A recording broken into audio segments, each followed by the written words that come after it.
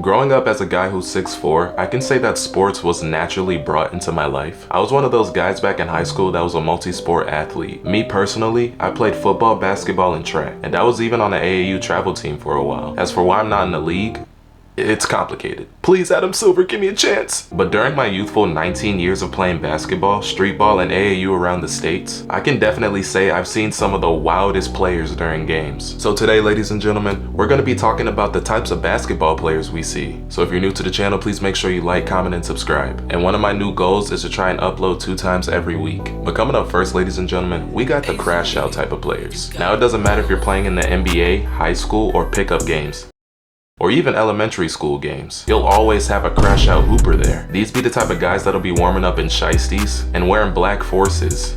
Actually, nah, they'll be wearing black Tims on the court, bro. And their sole purpose on the team is to play defense, because they cannot score for the life of them. If the Crashout Hoopers are guarding you, dog, it's over. You're gonna get fouled. They'll be grabbing your shirt, slapping you in the face, and probably they're gonna punch you, I ain't gonna lie. And don't even think about arguing with them, unless you know how to fight, because any minor disagreement, they're gonna start throwing hands, bro. I remember one time I had to hoop against some Crashout Hoopers, and you wanna know what happened to me? I'll show you.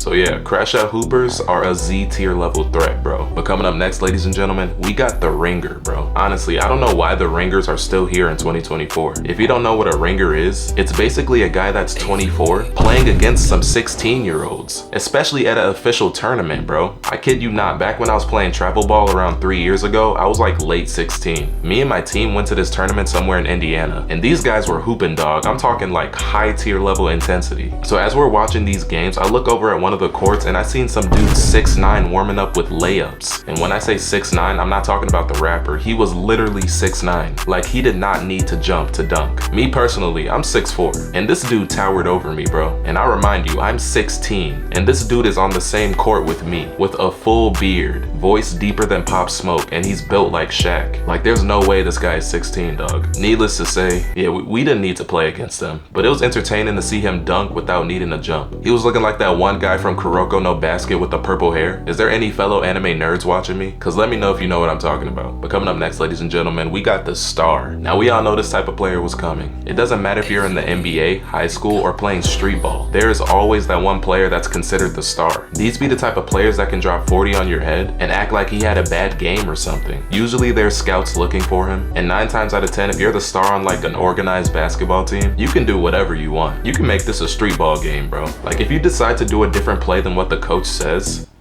he won't care. If he decided to go for a free throw line dunk and missed, he won't care. If he decides to shoot a 3 from half court just because, he won't care. But if I decide to drive in on a play, I get benched. Like, that's wild, bruh. But coming up next, ladies and gentlemen, on the contrast, we have the Benchwarmer. Now, the direct opposite of the star players, ladies and gentlemen, is the Benchwarmer. And I'm not talking about the player that's not a starter, but he still plays. I'm talking about those players that just stay on the bench the entire game, bro. Like, they don't have their shorts on or anything. And you know it's bad when your team is up by like 20 points. And in the last quarter at 30 seconds, they sub all the Benchwarmers in. Like, at that point, just don't play them at all, bro. Now look, I have something to admit. My freshman, sophomore, and junior year, I was a starter and I was getting played a lot. But during my senior year, we had a new coach, and I was pretty much a bench warmer, because me and that new coach did not get along in the slightest, bro. I'm talking, I would argue with him 24/7, and that's most likely the reason I was benched. It got to a point where I legit just stopped coming to games and I really didn't care. I was just getting ready for AAU at that point. So trust me, I know, the bench warmers usually have like no freedom. Like, if you drive in on a play, you're getting subbed out. If you shoot the ball without giving it to the star, you're getting subbed out. If you breathe near the coach, you're getting subbed out. Like, you cannot win with these types of players, dog. Yeah, man.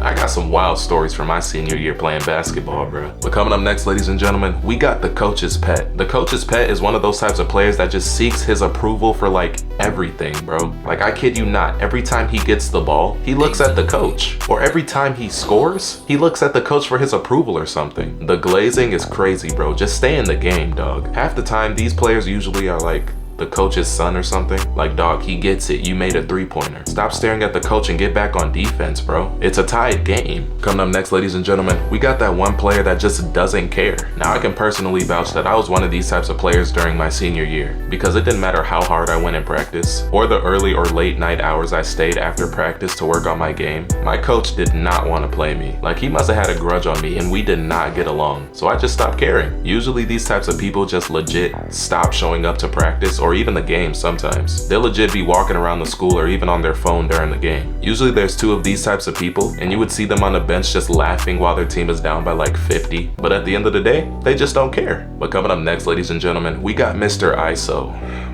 One of the most irritating players I've ever played with on the same team is the Julian Newman type of players, or as I call them, Mr. ISO. These types of players are the ones that absolutely refuse to pass the ball. They'll be the ones dribbling and doing all types of spin moves and stuff to get past the defender, or they'll legit just start dribbling in one place. Whole time you're open in the corner, and I love my cousin, okay? But he does this every single time, dog. Like, you could be triple teaming this guy, and he will absolutely refuse to pass. He would even try and do a step back three from half court rather than pass the ball. So if you're this type of player and you're on my team, don't be mad when I steal the ball from you while you're trying to do some hoop mixtape dribbles like you're the professor or something. Hey cuzzo, if you watching this, I love you, bro. But coming up next, ladies and gentlemen, we got the egoist. The egoist is a type of player that swears on his life he's the best player on the team and he has D1 offers. Whole time he's a bench warmer. Or if you're playing street ball, they're always the ones that have something to say but absolutely refuse to get on the court. Like, if you're really about that basketball life, then step on the court.